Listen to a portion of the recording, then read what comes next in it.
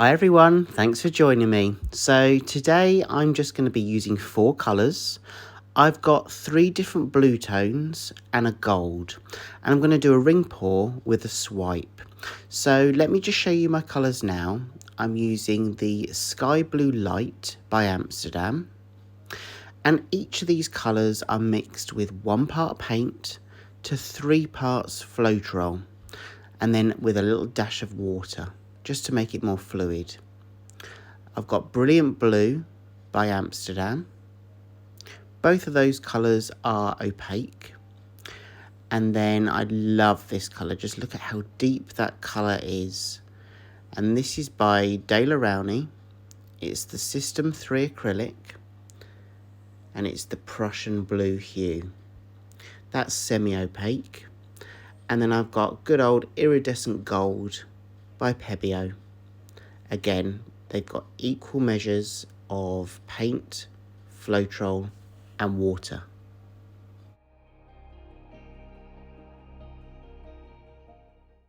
I've already painted my sides using the light blue by Amsterdam.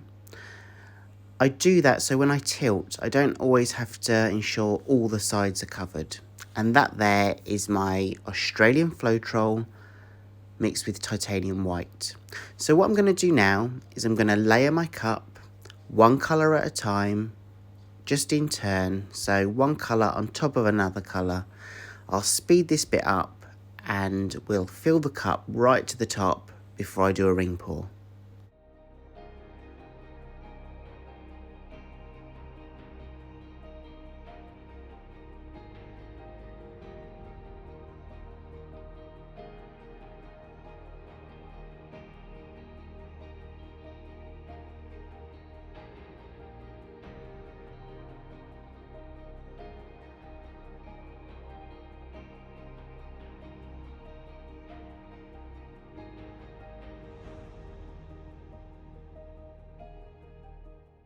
Okay, I'm really happy with this. So the paint's all the way to the top. All the colours are there. Just a very classic colour palette. 3 blues and 1 gold.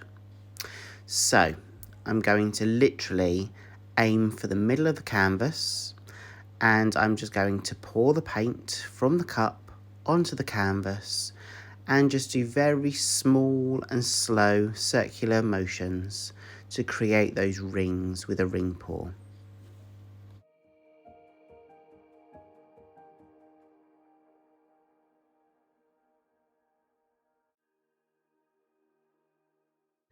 And this is probably where I get completely lost in the moment. You can see that I'm not rushing this. I'm just slowly doing the circular motion round and round while steadily tipping the cup to allow the paint to drip from the cup to the canvas.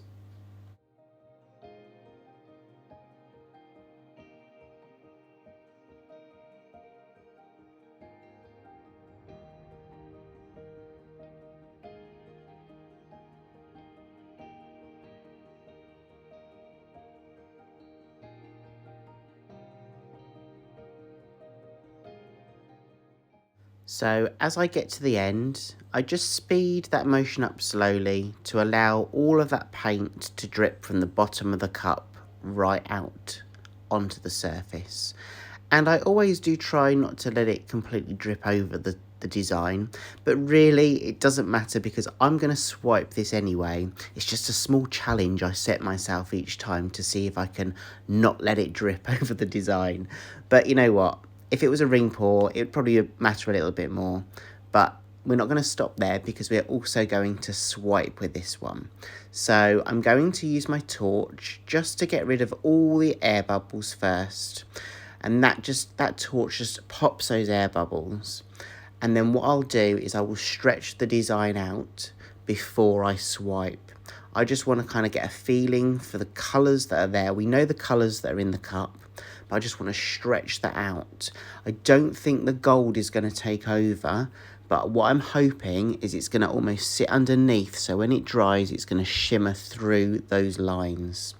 So I'm literally just picking up my canvas and tilting in a circular motion again to keep those ring pores intact, to keep those lines intact before I swipe through that design. And the whole point of combining these two techniques, so the ring pour and the swipe, is to create a design where there's a mixture of lines and lacing. So the best of both worlds, and I'm really hoping that that can take a good composition. I'm just checking the level of my canvas and the level of the paint on top, and also just checking for those little blobs. I've been getting little blobs recently, and they're because I've not mixed my paint thoroughly enough. So I always try and look out for those and capture those and take those off before it starts drying.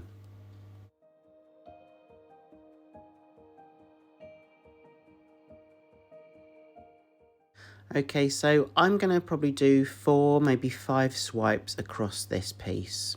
This is Australian floetrol mixed with titanium white by Amsterdam. And what I say each time I do this kind of design, especially when I'm swiping, is when I put the white paint on the base of my palette knife, I then take my palette knife and rest it on top of the paint. I let both of those surfaces touch with each other and then just glide it across the top. I don't apply much pressure. I just let those two paint surfaces touch and slowly glide the palette knife across to the desired area. I'm going to repeat that a couple of times, but it's really important I emphasize I don't apply too much pressure. It's about resting that white paint on top of the paint that's already on that canvas and just using the palette knife to help glide it along.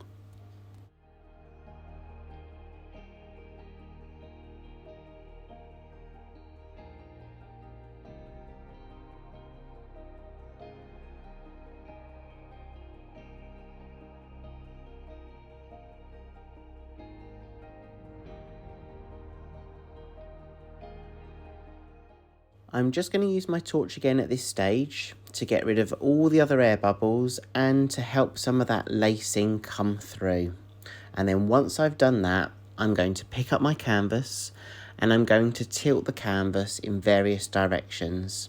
And what I'm doing here is when I'm tilting it, I'm going to be looking at the overall design and the overall composition. So again, there's no need to rush this part of the process. It's about tilting it in a direction to move the paint from one edge to the other.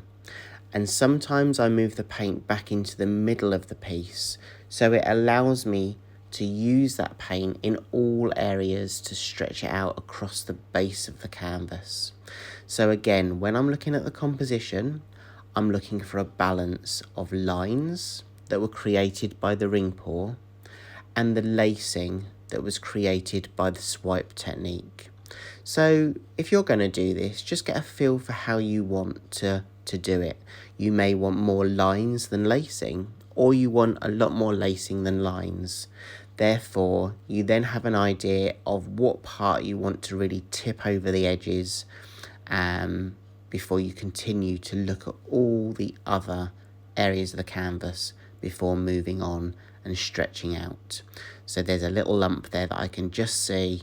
I'm just picking it out before I continue stretching. That escaped me nearly, but I got ya. Yeah.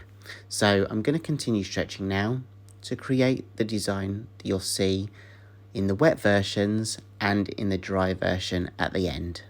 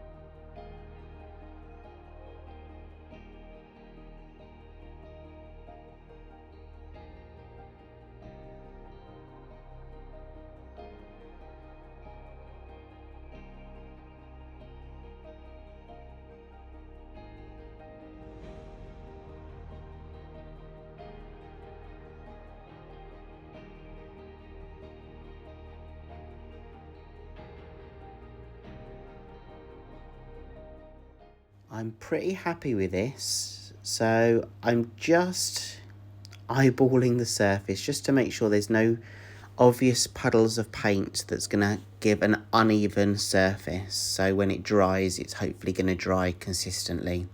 I'm going to take you in for a close-up now, and you can see here the detail of the lines with the lacing, and that's the balance that I was trying to create for this piece.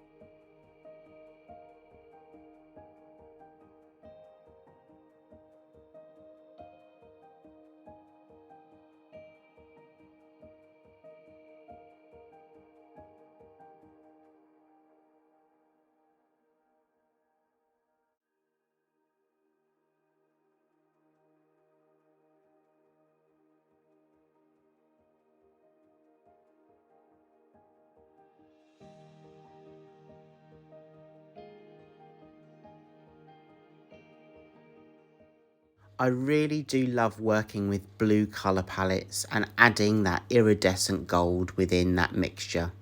And you can see the gold just sitting underneath some of those colours. And when it's dry, that should shimmer through. Let me show you the dried version, and hopefully you'll be able to see what I mean. So this is fully dry. There's no varnish on this yet. There will be some varnish. I always add a gloss varnish at the end. But as I move across this canvas to show you the detail, you can probably see that gold just sitting underneath. And where there's some of those lines, when the light hits that surface of the canvas, you'll be able to see that gold colour shining through. I absolutely love this. And remember, sometimes it's a lot better to go simple when you're looking at your colour palette. I only chose 4 colours for this, and I think it works really, really well. I'm really happy with this. So let me know what you think. Are you a fan of this piece, or do you think I should have maybe added a few more colours? Did I do too many swipes? I'd love to know what you think, because it really inspires me to have your feedback for future designs. Thank you so much for joining me today. I hope you have a great week. Take care of yourselves, and I hope to see you again in the next video soon. Have a great week, everyone. Bye.